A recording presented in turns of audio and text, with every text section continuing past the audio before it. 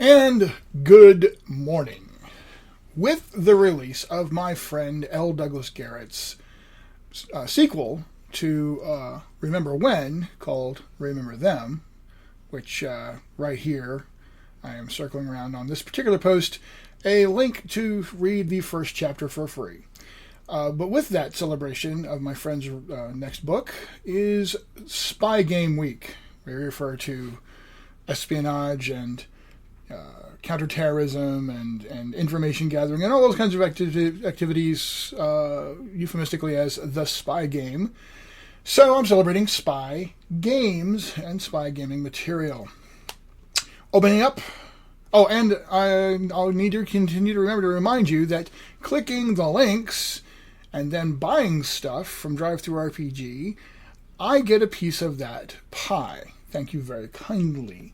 So when you make a purchase, and this follows like if you go into DriveThruRPG, clicking on Ninjas and Superspies, even if you don't buy that, if you buy anything after following that link, I get a percentage of that, which is a very kind thing for me because that's, well, quite frankly, part of my regular income.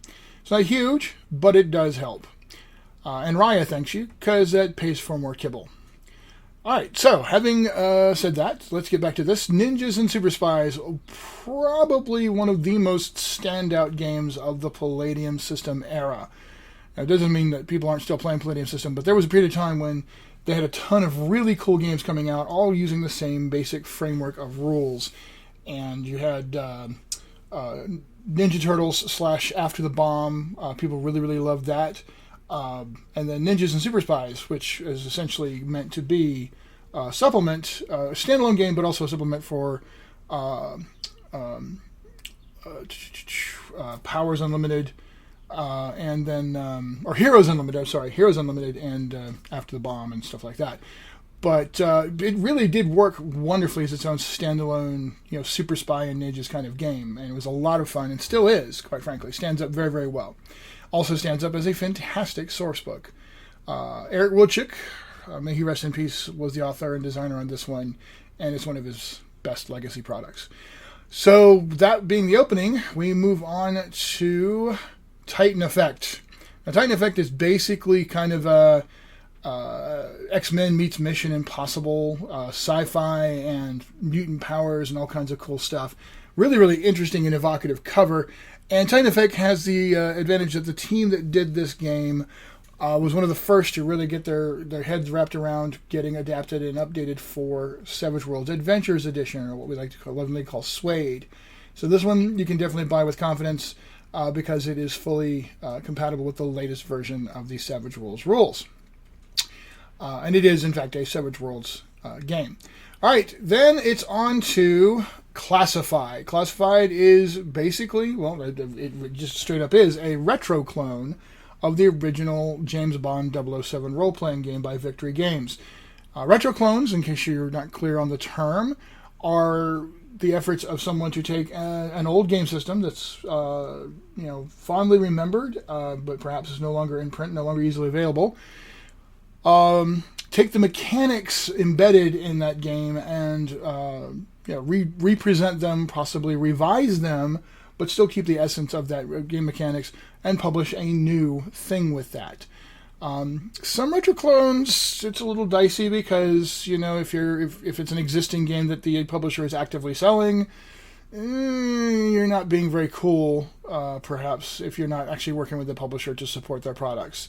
However, if it's a game that's out of print and is no longer really out there, and I mean, like Victory Games doesn't even exist anymore as far as I know, and nobody's really doing anything with the mechanics, then that's a lot more, cool. That's fine because it's like taking the really great design and doing something fun and interesting in the modern day with it. And that's what Classified is. It is a love letter to the James Bond 007 game in every way possible without obviously getting directly into the actual IP of James Bond. So there's also a link in the thing for Classified, which is the Operation Rogue Lion, which is the first mission created for that. Then we move on to the Persephone Extraction, which is a campaign effectively for Knights Black Agents. Now, Knights Black Agents is a gumshoe-driven game. I'm still very interested in playing gumshoe at some point because I've heard some really cool things about it. This is a game that was originally designed by Ken Hite for Pelgrane Press. Knights Black Agents is, and Ken and Robin Laws are both very, very good friends that work together on the whole gumshoe thing and everything else.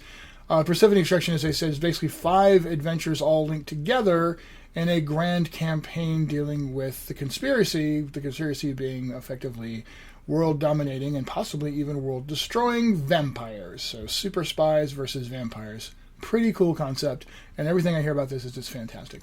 Then we wrap the day up with Touched Prime, which is a supplement for The Sprawl. The Sprawl, of course, being a straightforward Apocalypse World Engine cyberpunk game. Touched Prime and some of the related Touched products are effectively saying, all right, take this Apocalypse World Engine version, cyberpunk game, and turn it into, well, for all intents and purposes, Shadowrun. Because it's adding the whole fantasy races and magic and everything else like that, but it's still very heavily focused on the whole idea of using all that in the corporate espionage world. So those are our spy game picks, and that's your picks of the week. As always, game on and be good.